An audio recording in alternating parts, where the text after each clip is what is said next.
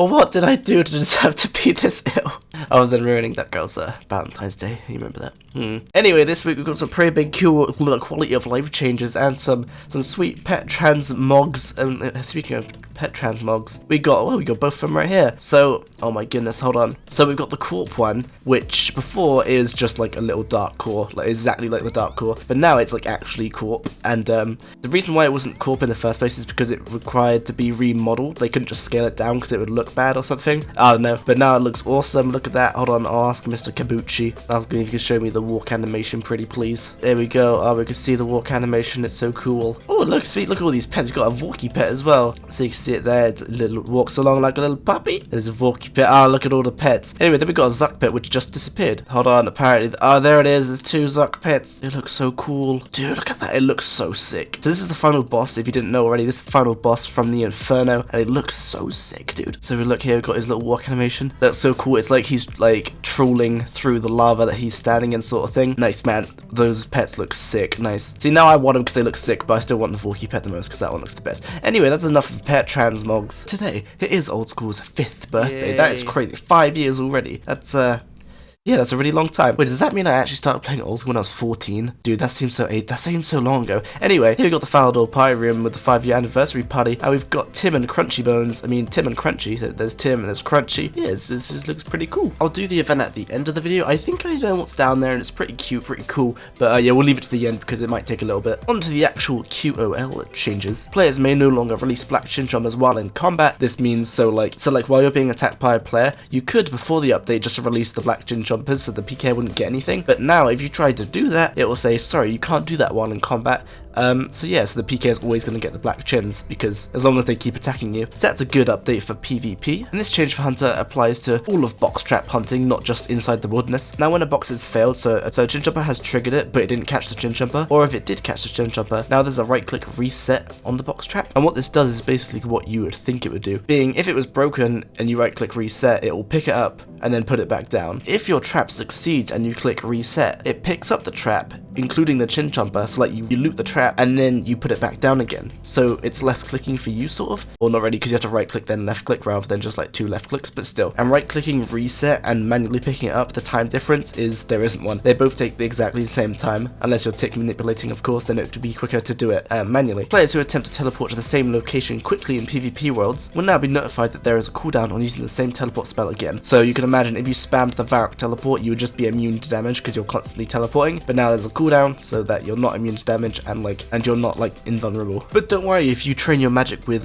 teleporting, since this cooldown is only effective in PvP worlds and when using the same teleport. So you can still train magic by constantly teleporting to Camelot in a non-PvP world. It's only effective in PvP worlds. And in Bounty Hunter worlds, if you get a target who is 5 levels above or below where you currently are, then skipping them, so this guy's in level 10 to 14, so if I skip him, abandon target, my penalty is no longer 30 minutes. Penalty used to be 30 minutes, so you'd have to wait 30 minutes for a new target. Now it's been significantly reduced because it's like unfair if someone's sitting in 50 wilderness while you're sitting in 2 wilderness. If we head on over to a Fossil Island really quick, we can see a little update to the Mushroom Tree Transport Network thing. So if you click on the Mushroom Tree, before there were no keybinds, you just had to click on, but now I could just 3 down to the sticky swamp. So yeah, that's nice quick navigation, man. So before, if you wanted to travel to Fossil Island from the dig site, you'd have to click board, then you have to talk to this lead navigator, and then you'd have to talk to the junior navigator, and then finally you arrive on Fossil Island. Whereas now you could just right click and hit quick travel,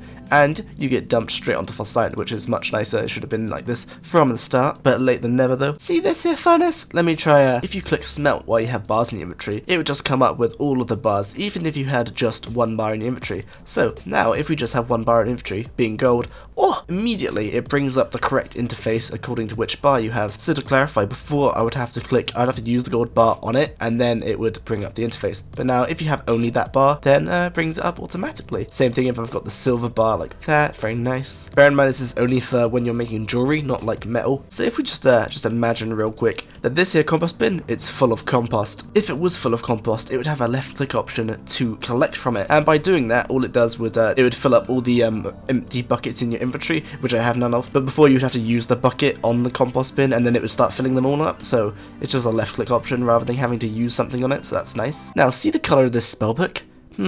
That seems about normal, but what if I change to ancient? The spellbook color changes. So now, depending on which spellbook you're on, the color changes. And so does like that one's got a little moon on it because it's like lunars. Wait, what does Ancients have? It has a little Ancient sign, like the little Zaros symbol. Then Arceus has, I don't even know. And the standard, it just looks standard. So yeah, so that's cool. So now you actually see what book you're on without having to actually go onto the spellbook to have an actual look. So if I just buy these 2 amulets real quick, you'll see that the gold jewelry being like everything you can use gold to make. So this is like diamond, ruby amulets and all that. The infantry icons have been changed. So if it's unenchanted, it looks something like this, just with the color change. And if it's enchanted, it looks like it always has, just a differentiate or whatever the word is between the enchanted and non-enchanted versions. And now see these here sacks and gem bags and coal bags. If we hold down shift and then we hit bam, bam, it empties all of them. This is when you got shift click enabled or shift click drop. Then when you hold shift, it empties them rather than fills them, which is nice. That might speed up your like making runite bars or whatever at a blast furnace. If we go look at the spirit tree interface real quick, you'll see that the spirit tree locations have been made quote unquote more consistent.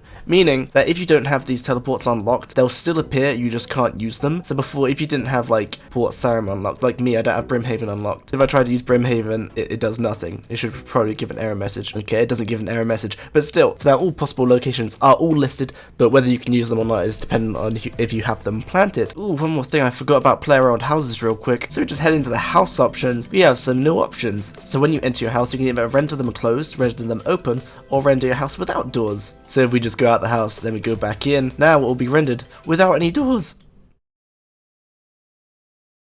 Alright, so it took a little bit to update, but I had to keep leaving my house. Then I came back in. Oh, my doors are gone. Yeah, so it seems a little bit buggy. Not really buggy, but it just takes a little bit to update. So I selected that, then I went out, then went back in, and they haven't updated yet. But it might take a few seconds to update. I don't know, dude. It works though. It works, man. I'll claim on my house insurance if my doors do not return. And the last thing, go to the Mauritania Slayer Tower. Hopefully don't get absolutely destroyed by the aberrant specters.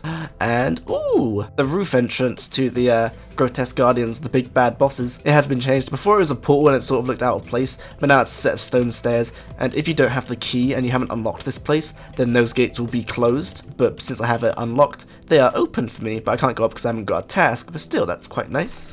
Right at the bottom of the update page, I just read quite a beefy update actually, and it's just in the last bullet point in the another news section, the only good one. Hold on, let me have a look. We just head to the Abyssal Nexus real quick, run on to one of the run over to one of the sires. Now, if you've done Sire before, you'll remember that to correctly, quote-unquote, kill Sire, you would long-range poke him with a blowpipe to wake him up, and you would switch to Rapid so that when the game, like, for whatever reason, forced you to attack him again, because he was, like, changing states or whatever, you would be out of range, so therefore not wasting time so you can Shadow Barrage him immediately. Now, though, if we just do that, I can't show you because I don't have a task, which is really annoying. So if we watch Mr. For the Boys, he's gonna show us how it works. So if he selects long range, and there, it didn't force him to re-attack. And so, yep. So before, even if you were spam clicking away, it would force you to re-attack him. Because it was coded that way for some reason, I don't know. Oh, now he's gonna die. And I'm getting out of here before I die. Alright, let's go do this here event. I'm not really going to do a guide, I'm just going to quickly go through because I'm pretty sure it's quite short. So we need a silver ore, a gold ore, a fishing rod, green dye, a small fishing net, and a chisel. I believe that's all you need. You don't need any of this in the rest of my inventory, that's just leftovers from earlier. Hello Da Vinci. Turns out you need a knife as well and some normal pair of logs, but I'm just going to buy an axe so I can chop some. I mean, I'll withdraw an axe so I can chop some, I'll buy one. Let me use that on there, make a prop sword, bam. Prop sword. Put to Da Vinci again, here's your sword. Now we gotta go speak to Aggie in Draenor. And chip that. So you chip little things off the silver and gold ores to get the dust. Here's the dust, bam, 2 pints of paint, lovely.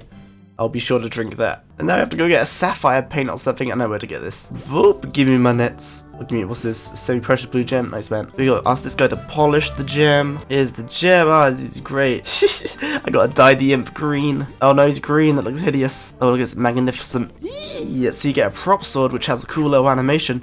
You do this and you slash and it makes RS. That's so cool, dude. But the main attraction, we need to go downstairs. Oh, down here in the old passageway. Now here we go. This is cute.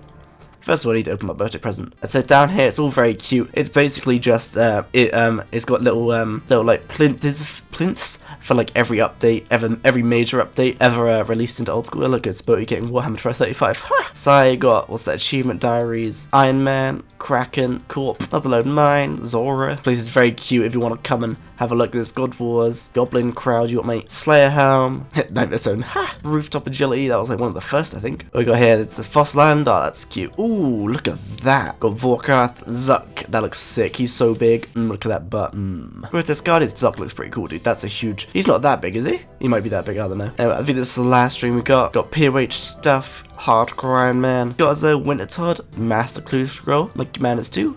Got Olm, that's sick, dude. Then over here, like this guy said, this is probably Raids 2 being built when it gets released. Oh no, you can't see the boss. There's something coming out of the ground there. Oh, I think it's just a stone. Never mind. Yeah, so that's it's pretty cute if you want to come down here. It's very reminisce, man. Reminisce. That is all the updates for this week. And I apologize that I didn't get the taking a new bossing out this week. I was ill. It was nearly fully done edited, but then I got ill. But it's fully done now, and there's some awesome stuff. I can't really say anything because it's a little bit spoilers, but there's some awesome stuff at the end of it, which is pretty cool. Very nice indeed. And that will be coming out next Tuesday, and I have it scheduled, so 100% it's coming out next week. I was ill, man, so I had to get delayed. But that is all the updates for this week, and if I did skip over a few minor bug fixes, but you can read them in the news post linked in the description. And other than that, yeah, that's about it.